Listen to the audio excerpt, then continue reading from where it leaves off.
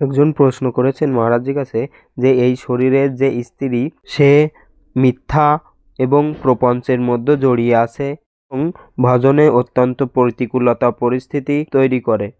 মহারাজজি বলছেন তাকে আরও বেশি করে যত্ন করা উচিত যে তুমি আমার স্ত্রী রূপে এসে আমার পূর্ব প্রারব্ধ নষ্ট করছো, তো আমার যে কর্তব্য সেটা হলো তোমাকে ভালোবাসা, তোমাকে সুবিধা দেওয়া, আর সেটা আমি দেব।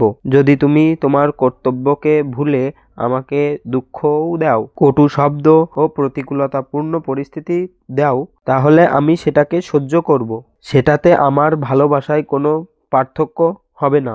আমার কি কর্তব্য সেটা আমি দেখব। তুমি আমার সঙ্গে যে ব্যবহার করছো তা ভগবান জানে, স্ত্রীর মধ্যেও ভগবান আছেন। তুমি একটা পরামর্শ তাকে দিছো, সে মানলো মানলো, না মানলো না মানলো, তুমি তোমার পথে ভজন পথে চলতে থাকো।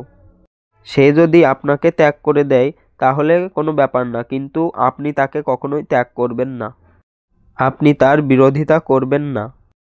তো আমার মনে হয় যে যদি আমরা সহ্য করা শিখে যাই তাহলে আমরা আমাদের পরিবারকে বাঁচাতে পারবো, আমরা নিজেকে নিজে বাঁচাতে পারবো, আমরা সেটাকে সামাল দিতে পারবো, আমরা অনেক বড় বিপত্তি থেকে বাঁচতে পারবো।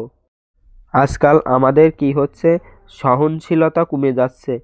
সামান্য কথায় আমরা একে অপরের সঙ্গে ঝগড়া করি, কটু বচন বলতে থাকি। এরকম হওয়া উচিত নয়, একটু সহনশীল হওয়া উচিত।